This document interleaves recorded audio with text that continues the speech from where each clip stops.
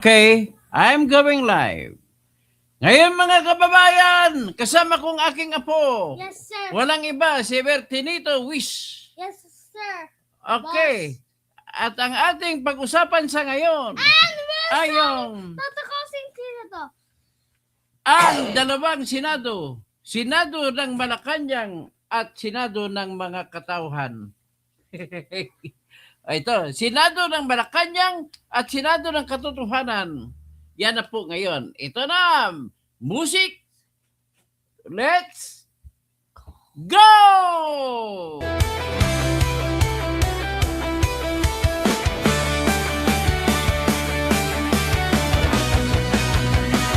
Sa Pilipinas, kilala ang tindi. Hindi kayang bayaran ni numan ang kanyang prinsipyo. Kapag may inaapi, siya ang nariyan. Kapag may bayaran, siya ang hadlang. Hindi siya tiklop sa pananakot ng iilan. Hindi siya alila ng sino mang mayaman. Kung ang kapangyarihan nila ay inaabuso, hinahawi niya yan mano-mano. Kapag ang taong bayan ang nasasakal, siya ang unang sumusugot, tumatagal. Hindi pera ang sukatan ng halaga, kundi kung sino ang lumalaban para sa masa. Totoo kasing tirador, totoo kasing tirador, kakampi ng naaapi, kalaban ng sakim na mandarambong. Totoo kasing tirador, totoo kasing tirador, hindi kayang bilhin ang puso niyang matibay.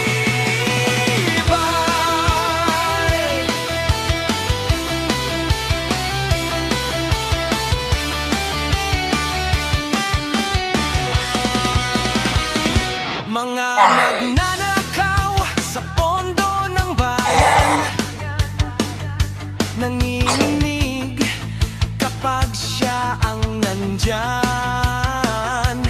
Bawat piso, bawat sentimo, kailangang sagutin sa mata ng tao. Walang ngiti para sa mandarambong walang pwesto, para sa sumisimsim kapag ang hustisya ang pinag-uusapan. Siya ang bantay sa gitna ng laban. Kung may nilulunod ang kasinungalingan, siya ang boses na hindi tatahimik. Sa bawat galaw ng mapagsamantala may salubong ng paninindigan niya. Kasing tirador, kasing tirador, kakampi ng naaapi, kalaban ng sakit na buwaya.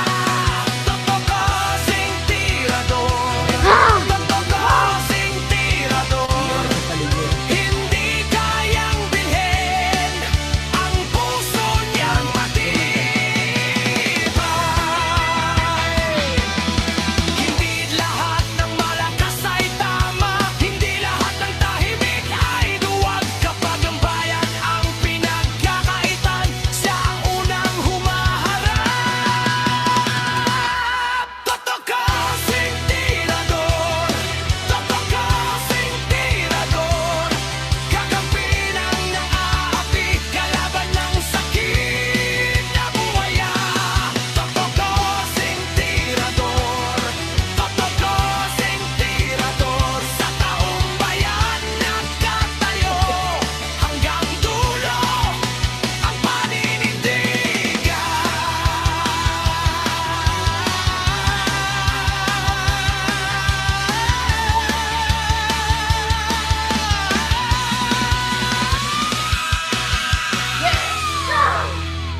Ha! Oh, Toto Kasing! Tirador! Ito na. So, ang gagawin natin ngayon ay papakita natin. Oh!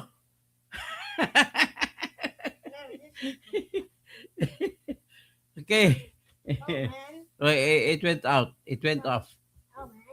So, okay. Ang pag-usapan natin po, bayan, nasa seryoso na po tayo na problema. Ang magandang gabi Ning, Tabang Mindanao, sa Coronadal, pabalik-balik ang lindol.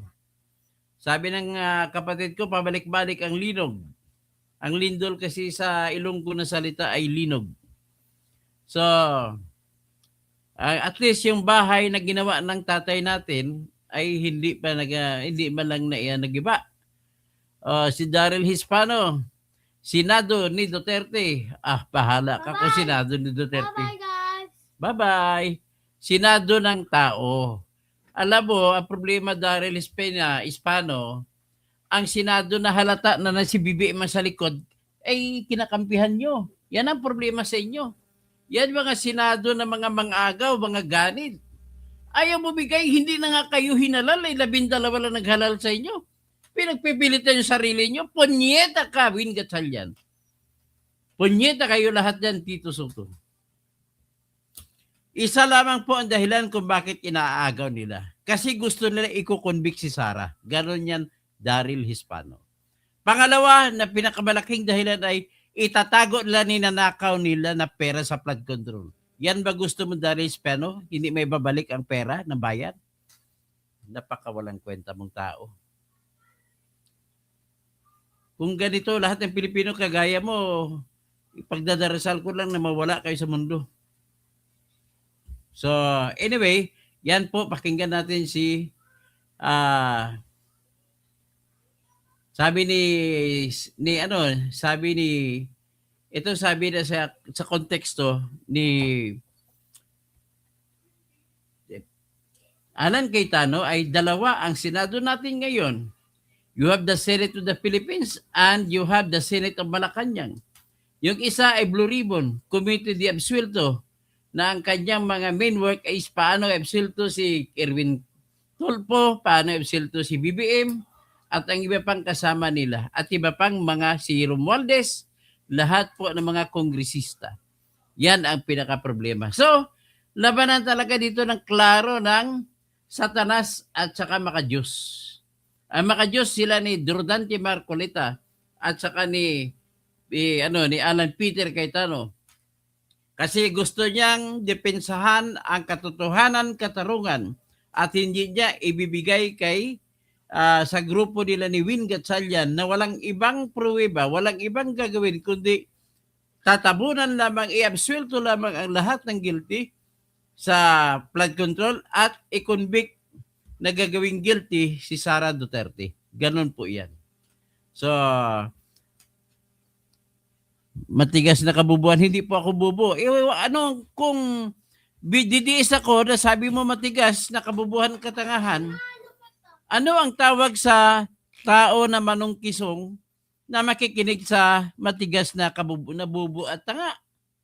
Di mas tanga kayo, mas bubo kayo, di ba? Ganun na po kasimple yan. Okay? Sa mga kakampi ko na didiis, kontrahin nyo ito, birahin nyo ito.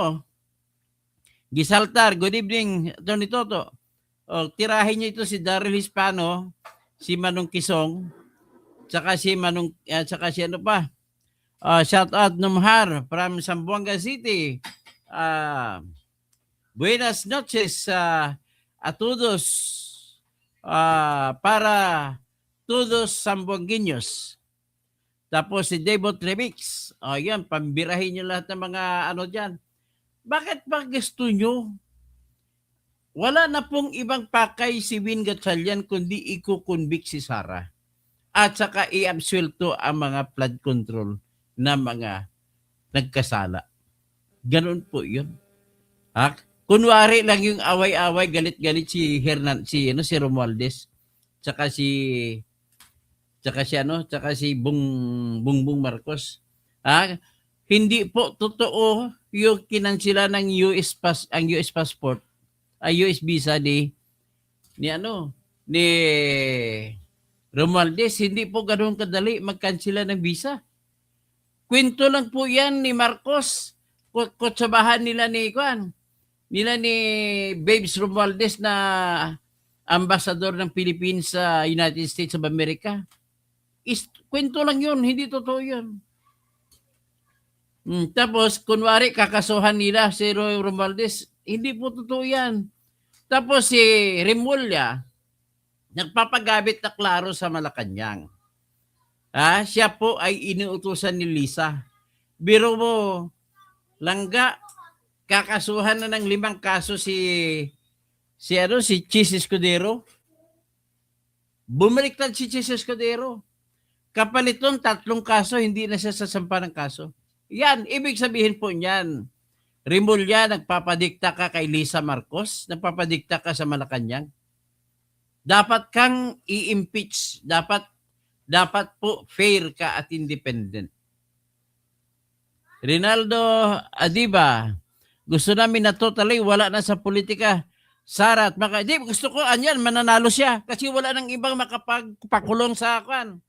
Kay BBM at sa mga kurakot, si Sara lang. Pasensya ka na kung galit ka sa akin, wala akong magagawa. Raymond Lakidaw, mga adik yung mga baser mo, idol. O nga, tulungan nyo ako. Birahin nyo mga yan. Okay. So, papakinggan po natin si Peter Cayetano. At sumisigaw siya para sa mga Mindanao. Ako po, taga Mindanao ako.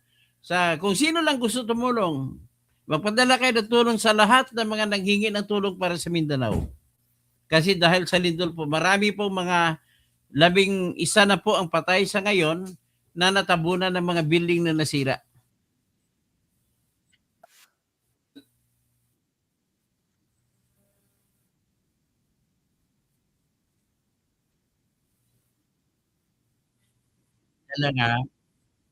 Dali lang. Isabay natin itong speech ni Alan Peter Cayetano.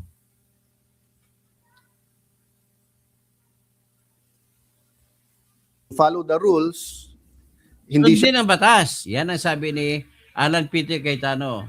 siya pwedeng tanggalin kung walang 13 at hindi pwedeng palitan kung wala rin 13. Ganon yan. Kung hindi kayo makapag-produce ng 13 na boto, hindi kayo pwedeng pumalit sa akin. Yung sinabi niya. At kung hindi kayo makakakuha ng 13 na boto, hindi kayo pwede magdeklara na bakante ang pwesto ko. Ganon lang kasimple.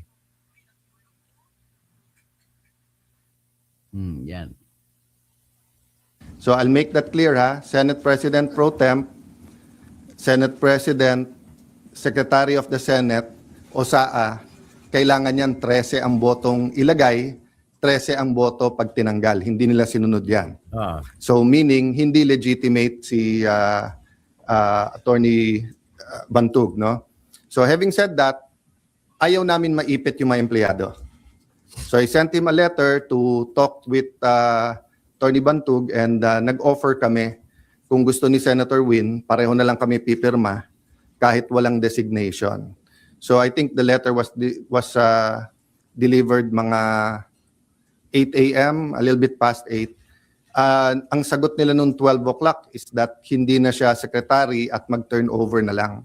So I really want to avoid sa dami ng problema ng ating bansa that we have to write land bank, maipit yung sweldo ng mga empleyado and everything. And I'll never bend the law, nor will I bend the Constitution, but I will bend backward for our employees para hindi sila maipit sa gulo for as long as it doesn't bend the law. Diba? So kung internal rules or regulation that is not attached to law or it is not morally wrong, that's why I thought of my staff thought of the idea na pag pareho nakapirma para eventually pag nagkaroon ng decision, walang legal infirmity. And it will also prevent yung mag-filean yung dalawang kampo ng usurpation. Diba? Kasi of course, as far as I'm concerned, nag-usurp ng authority si Senator Win because he's not really the acting president pababa. Pero maraming ang problema ang ating bansa, why don't we focus on that?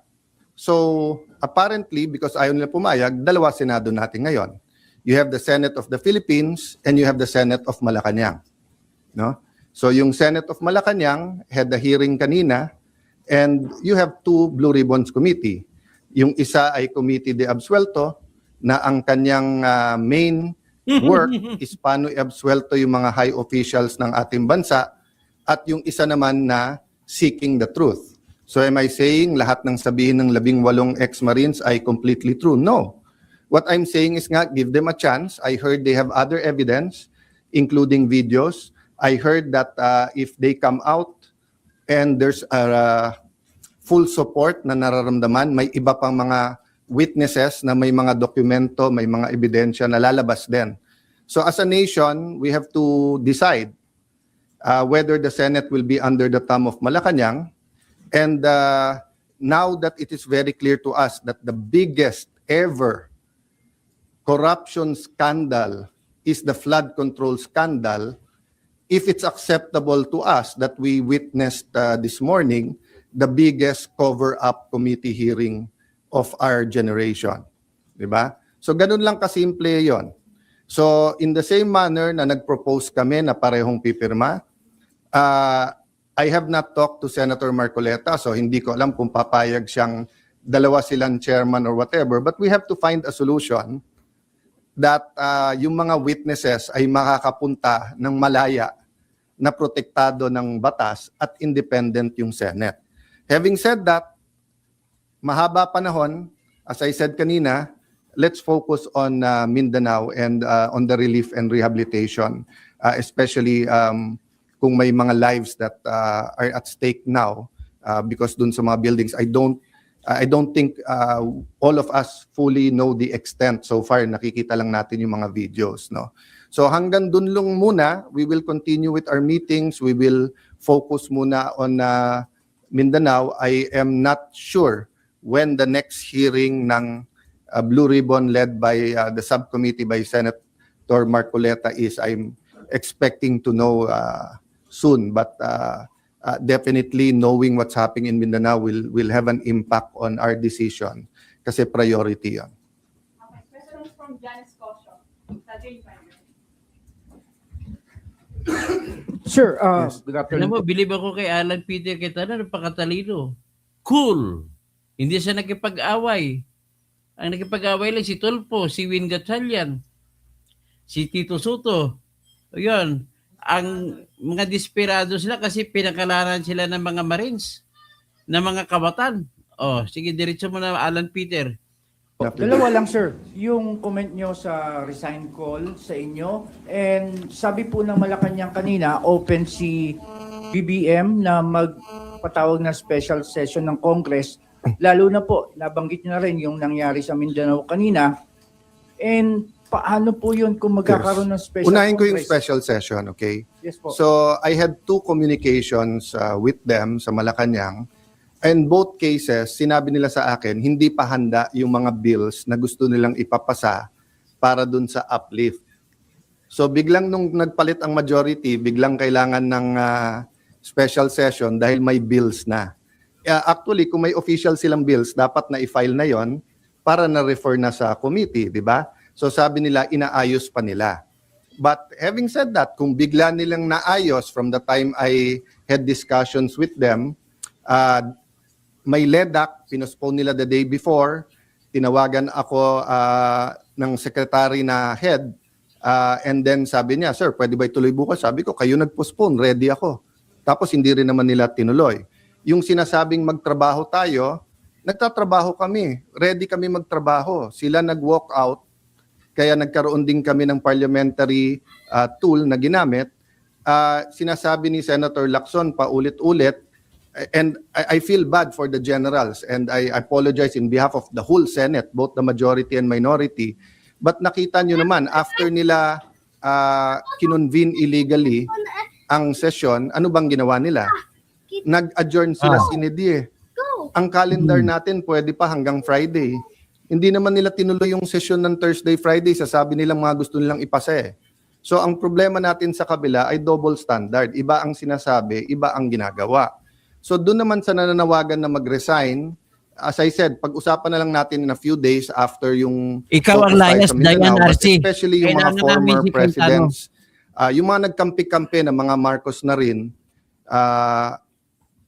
papasalamat ako sa inyo sa call nyo na mag-resign ako bilang Senate President kasi ibig sabihin, Kayo nire-recognize mapagulo. nyo pa rin ako as Kayo Senate President. mga kampi ni BBM. Kasi kung hindi nyo na ako nire-recognize as Hindi Senate mo President, yan. ba't kayo nananawagan na mag-resign ako as Senate President?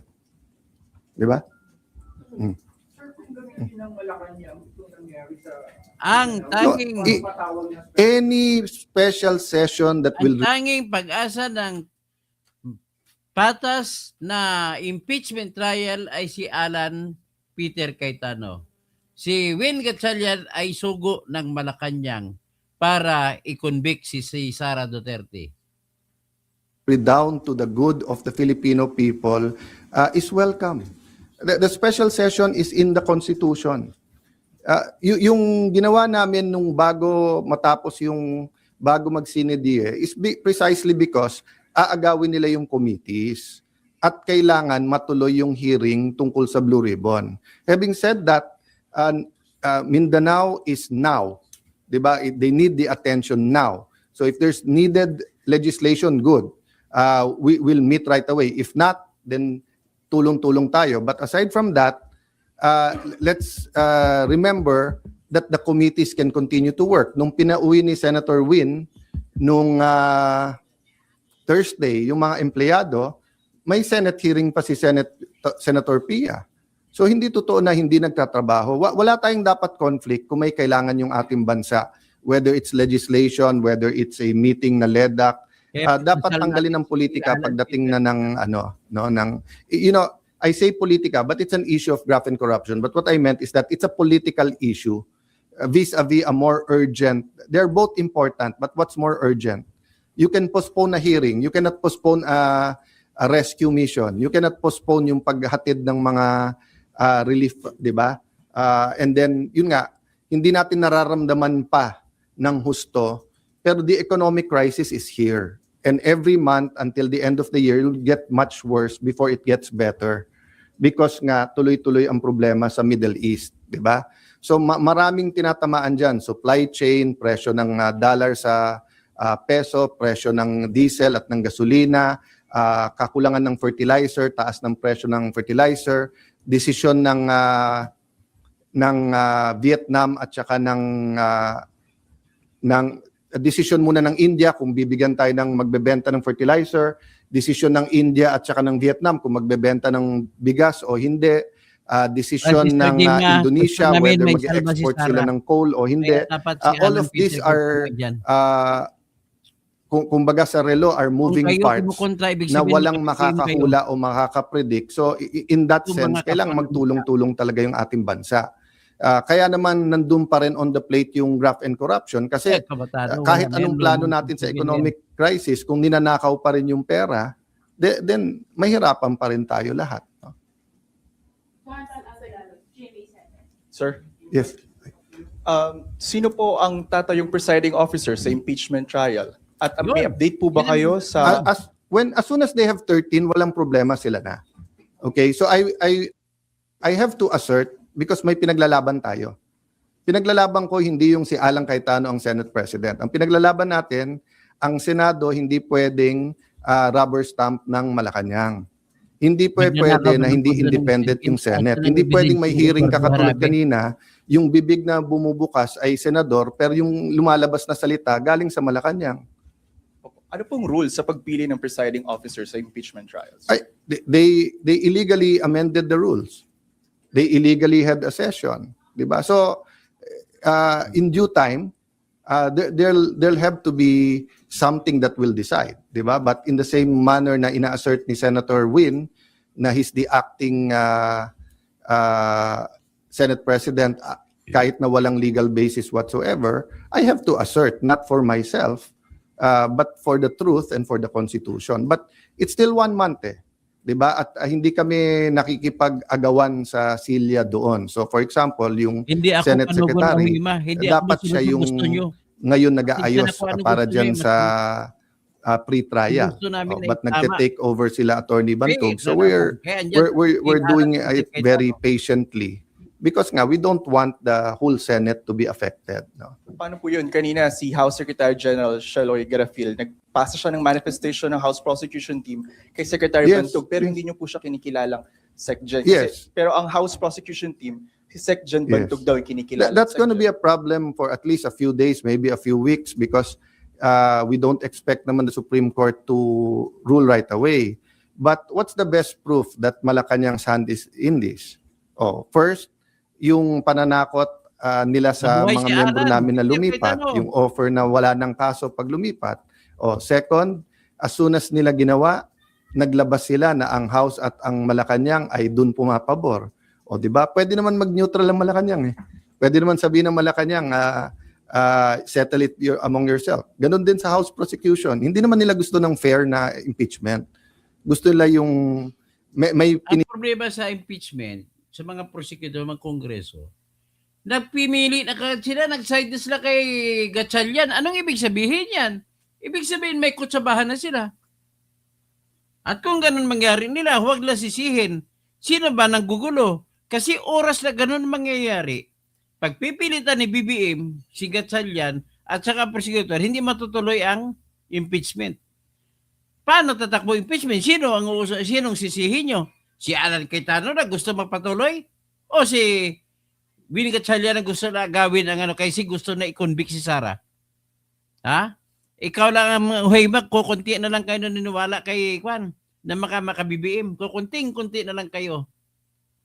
pili na silang grupo. That's why sabi ko sa inyo, if I'm wrong, they blame me. Kung tama ako, na from 24 gagawin 22, eventually 18 ang senador, tapos sasabihin nila 12 convicted na. Will that be a fair impeachment process? What will happen to the country if that happens? Then ang kasunod naman is CONAS. No? So give me a few days, pag-usapan natin yan, but let's focus lang dun sa nangyayari. No? But just to answer your question, it will be up in the air. That will be a legal question, and we are in the right side. Okay, last question. Okay. Sir, may we be clarified? Mas matalino Yung po. arrangement na Kami, inaalok niyo po Kwan. kay Senator Win, Ah? na dalawa kayong pipirma, ano po ang response ni Senator Win? Sulat around 12 o'clock na sinasabi kay Magpag-practice na kayo lahat. Attorney sa ating Senate Secretary Jose Luis Montales that you are Mas no matalino longer yung mga DDA. secretary, and that Attorney Bantug, and then that basically sinasabi na sila na. Yun din ang sinabi sa USAA, but hindi first-hand knowledge, sabi chain of command. But wala nga sila sa chain of command eh. Kahit anong tingin mo sa rules, hindi nangyari yon. So yung pagwawala nila at pag-walk out nila kasi hindi pwedeng amendahan daw yung rule na ganon-ganon, binaboy nila yung rules on June 3. Diba? So that it's going to be a lingering question. How do you treat that? Hindi pumayag si Sen Win sa arrangement na dalawa kayong pipirma sa documents. And paano po yung sweldo Yeah. nung It's just like the civil rights movement sa US, di ba? From the Civil War until pinasa yung mga civil rights laws, etc., yung may batas ka, alam mo yung tama. Pero yung inaapi pa rin, yung mga minority, yun yung de facto. Di ba? So alam naman natin lahat kung ano tama at sinong tama. Pero ang kapangyarihan kasi nasa kanila eh. Sa kanila ang pulis, nasa kanila ang NBI, nasa kanila ang Malacanang. Kaya sabi ko, lahat ng kapangyarihan nasa kanila. Pero katotohanan nasa amin. So hindi ko pwedeng bitawan yon. Kailangan lumaban tayo doon. Kasi kung hindi, Yes, Ramon Borcelo. after this, Mabuhay all mga you have to do Duterte. is to get one senator plus Malacanang. Hindi na 13 ang kailangan mong boto, 1 plus 1 lang. 1 plus Malacanang. Sir, so you will still sign? Paano yung mga... That is a practical Sakay. Yung mga question Ilocano, na niluluko hindi ng mangyayari BBM. because nga from Ginagamit the bottom, yung Ilocano, taga-depensa niya. paakyat dun sa office, di ba? Ah? Never naman nila Ay, sinurrender yung maganda SP BBM, maganda office. tayo amin.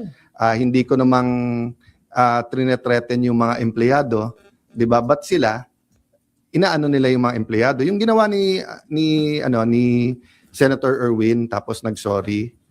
Bad cop, good cop yon. Sadya yon. I-shock mo na yung mga empleyado, nakakasuhan ka, tawagin mo kung ano-ano, tapos si Senator Win naman yung mabait. So kahit na nag-sorry siya, natanim na yun sa puso ng mga empleyado. 'Di ba? Kaya nga sa akin, sa mga empleyado, it's a matter of conscience. Sir, so you gave up the signing? No, I'm not giving it up. I'm just saying, malamang hindi dumating sa opisina ko yung ikaw na pipirmahan. ikaw ang gago. But I'm not giving it up. Diba? Kailangan ko Gusto namin i-assert si yun. Cayetano Sorry, manatili. ano po ba yung extent ng Kunyeta mo. arrangement na pinopropose po ninyo? Hanggang doon lang sa No, it dalawa was- kayong magsasign No, it was na a first official? step lang kasi sinabi nila open sila. Mas Hindi naman marami pala sila kami open. na grupo Makayitano. Diba kasi sabi nila ayaw nila ng gulo. Diba? Sabi nila eventually kailangan magsama yung dalawang grupo, one Senate tayo, diba? But mukhang ang utos ng Malacanang, hindi, kayo lang. Oh, kasi nga alam nila na even if we go to the Supreme Court ASAP, it will take time. So in the meantime, they're buying time until they either get one more member or whatever. How will you assert kung hindi darating sa AUP pirmahan? Basta in any way I can. And it's just like yung example na binigay ko sa'yo, whether it's apartheid, whether it's civil rights, di ba? Doon tayo sa tama. Okay, thank you guys. Last, One last. Sandra. Sir, nabanggit niyo po kasi kanina yung Supreme Court. So are you referring to the one filed by the school teacher, Tayam, or meron po It's kayo always an iakyat sa option Supreme for everyone. It's an option for the other side, for us, for the employees can also file. So let's see, kasi nauna na si Senator Win, nag-meeting na yesterday ata sa mga taga-USAA and yung kanilang inappoint na secretary at USAA, bagamat illegal, di ba, umikot na in every. As I told you, no, as a practical matter, ang matagal na naging Senate President si Senator Drilon, di ba? Tapos si Senator Soto, matagal din, more than 5 years, di ba? Si Senator Coco, Senator Mig, Senator Cheese, magkakasama sila ngayon eh. Ako naman, ni isang empleyado, wala pa ako na-appoint eh. So as a practical matter din, sila ang mga kaklose. So syempre, sila ang napakinggan. But I have faith in the Senate staff that they should listen to all sides. But I don't want to disturb, di ba, hindi civil war ang gusto namin. Ang gusto namin, manaig sa Senate kung ano tama, kung ano mali. Thank you guys. Thank you. Okay, ha? Very clear yan, very clear. Very clear na ang gusto lang ng anti-Cayetano ay gusto lang nila i-convict si Sara. Yan lamang po. Number 2, pinaka-importante sila, gusto nila sila i-absuelto.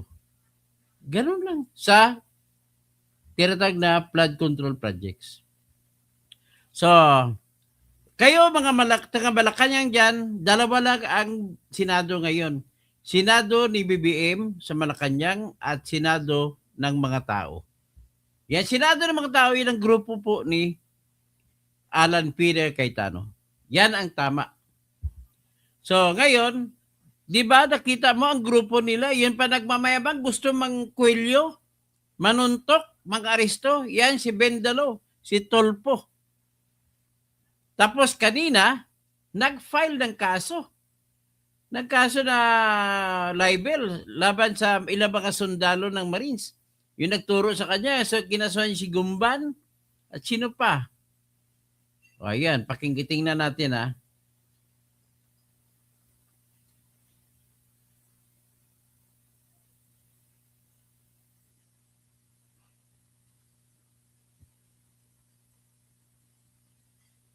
Yan, si ano. Hiramin ko na kasi di nyo naman ginagamit. Hiramin yung ano, yung laban. E paano kasi yung mga makakaliwa, nag-away-away. Iba gusto si Risa Hontiveros maging presidente. Ang iba gusto si Bam Aquino. Iba gusto si Leni. Ayun, delikado kayo. Talagang may suhulan sa media. Ako, dyan na ako nang galing sa media. Alam ko suhulan dyan. Si Cara David yan. Si Karina Davila, si Cara Davila. Karen Davila, nakatanggap yan.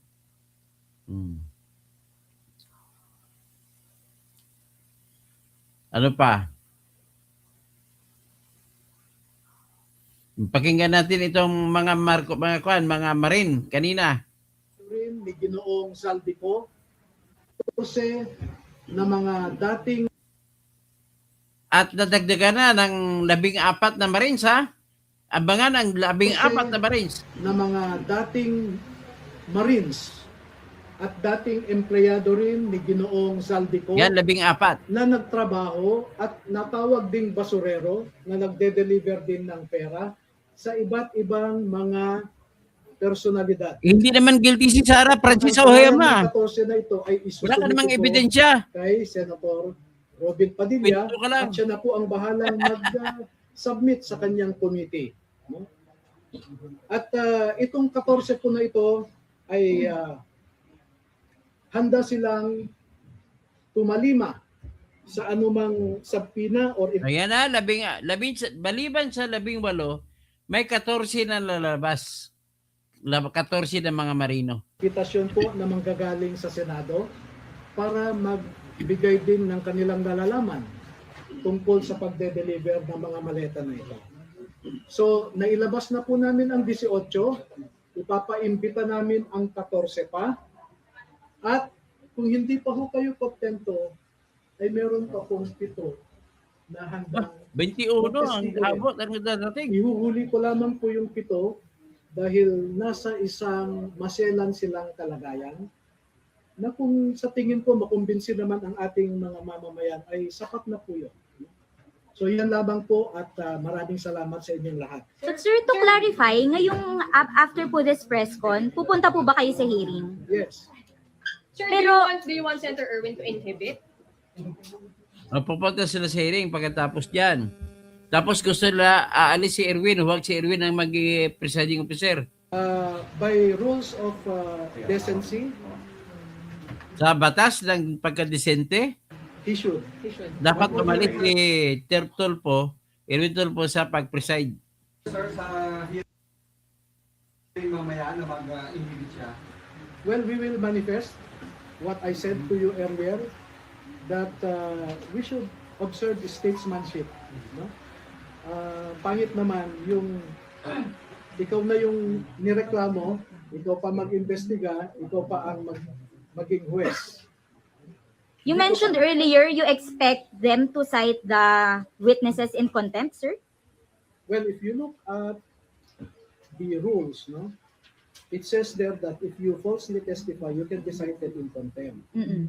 Now, if the former soldiers will affirm and confirm what they stated in their affidavit, what would be the response of Mr. Erwin Tulfo and other legislators similarly situated?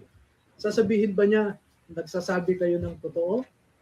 Hindi po. Ang sasabihin niya, nagsisinungaling kayo. Yeah, siyempre, Ngayon pa nga bayad lang, na eh. hindi pa kami nagpakita, sinabi na niya na nagsisinungaling kayo. At kung sinabi niyang nagsisinungaling kami, ano po ang consequence niyon?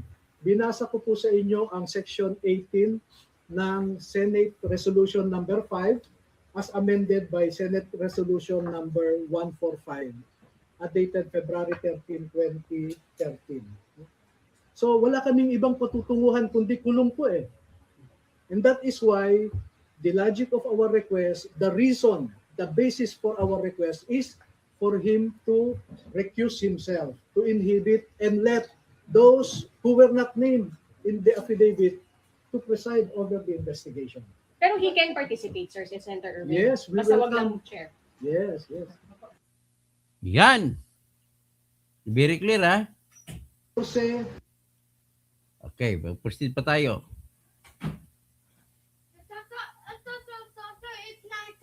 Yes.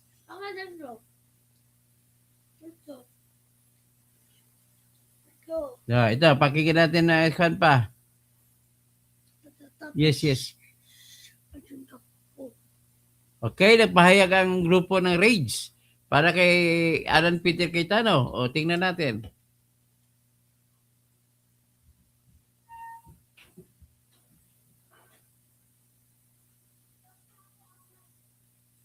So yan ang Rage Coalition. Buong puwersa para kay Cayetano. O ano pa?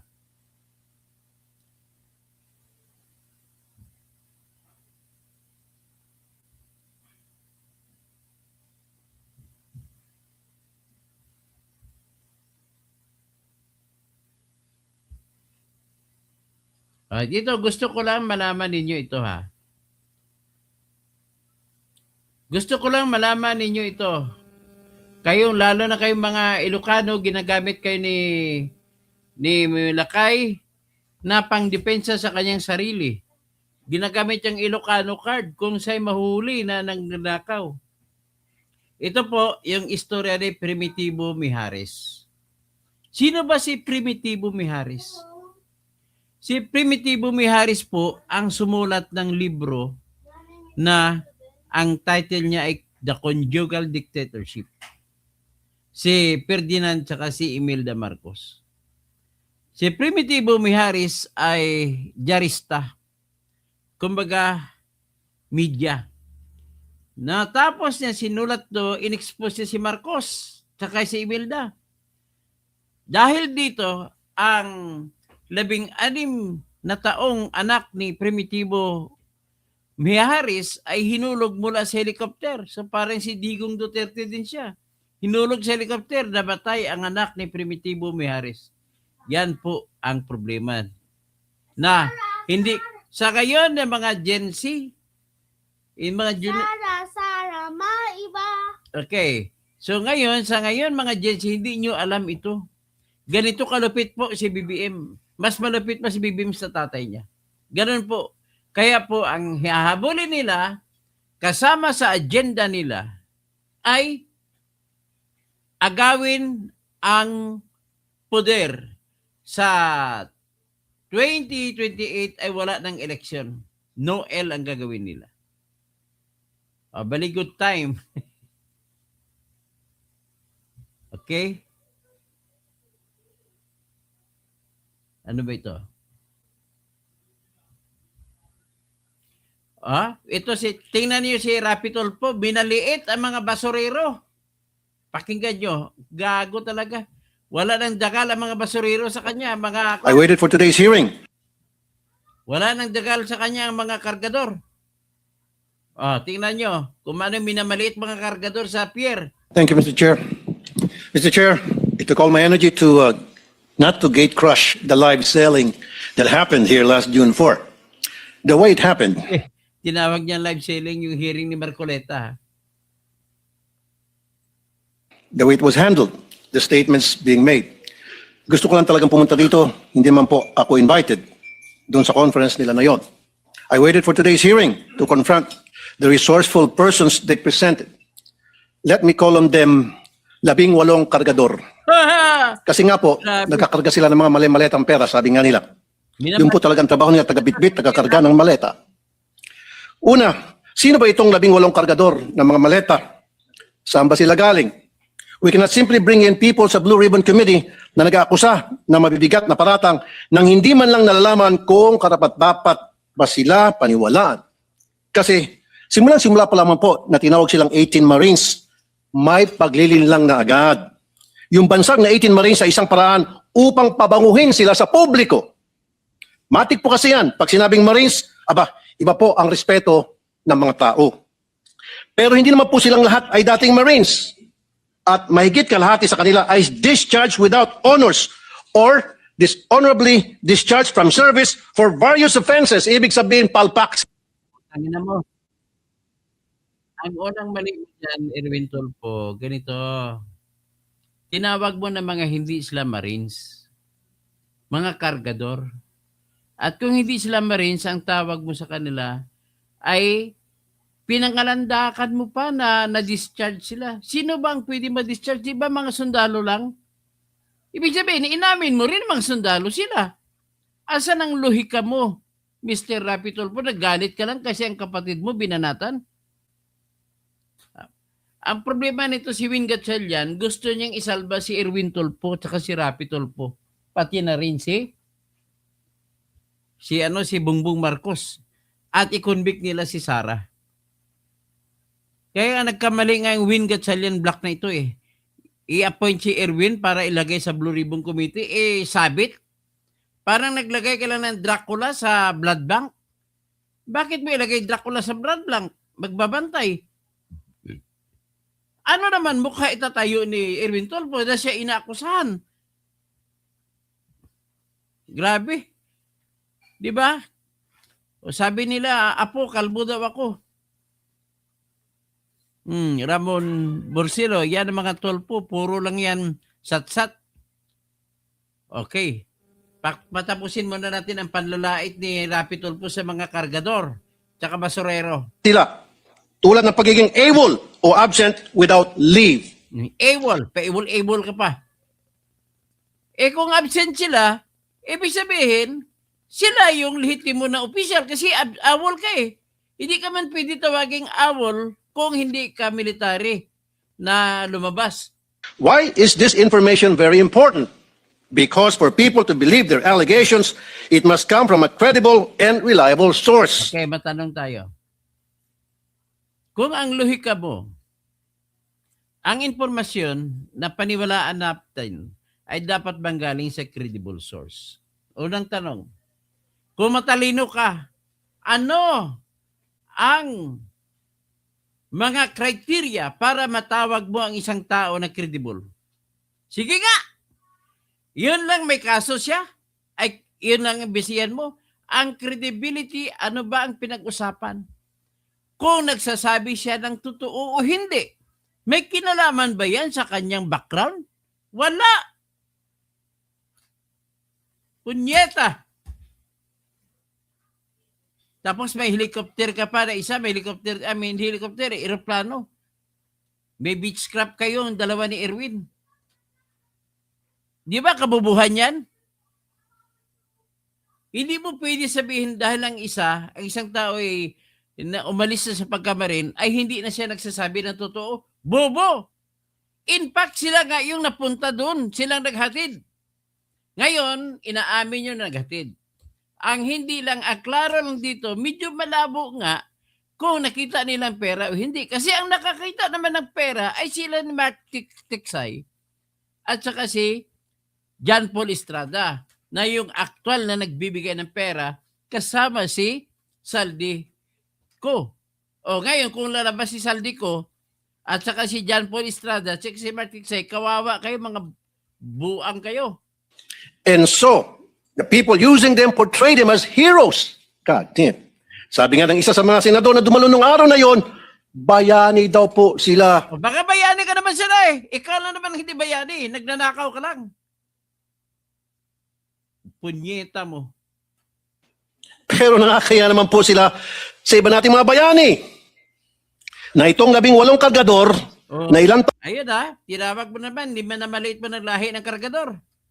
taon nagtrabaho kay Saldi ko, may 7 years at 9 years, at Ikaw naman, anong tawag naman sa iyo ng anak mo na yung anak si Grandy? Na anak mo kay Julie Licop ay iniwan mo, hindi mo nga binibigyan ng pang celebration sa Dibo. Kung hindi mo pinapansin ang sarili mong anak, with more reason na wala kang pakialam sa mamamayan. Lahat ng mga ginagawa mo ay kaplastikan para lamang makakakuha ka ng boto at nakuha mo nga dahil sa iyong panluloko. bitbit daw, sabi nila, ng sangkatutak ng maleta ng pera. At bigla na lang tinubuan ng konsensya at ngayon ay naninira ng buhay ng mga inosenteng tao, ay tatawagin nating bayani. Mga bayani. Pasensya na. Hindi ako papayag na matabi ang mga sinungaling nito. Wala kang kwentang tao. Ibalik mo yung pera namin. Ano pa ba? Putsa ka ng taong ito.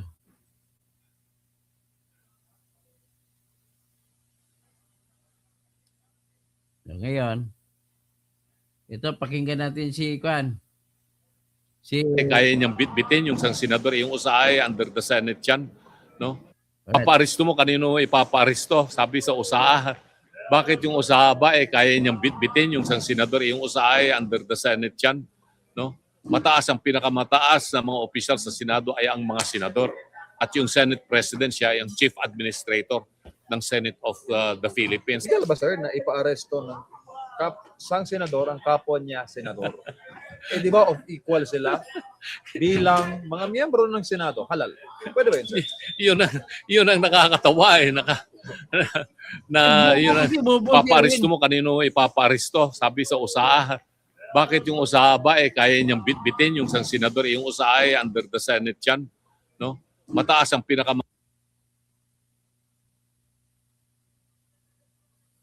Ito gago, ito sino to?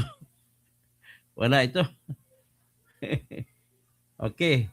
Ito si Escudero, isa pa tong Judas ito eh. O nabasura na daw 3 kaso niya. Naniwala kayo? Naniwala ako kasi naghudas nga kapalit na pagbasura ng kaso. Guilty ka naman eh.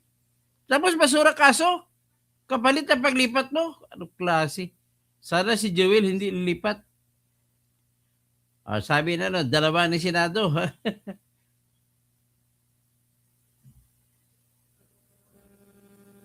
Ito si Loren. Ini-insist lang na dapat 13 ang boto ninyo. Okay, hanggang dyan na muna tayo. Mag-vlog na tayo mamaya.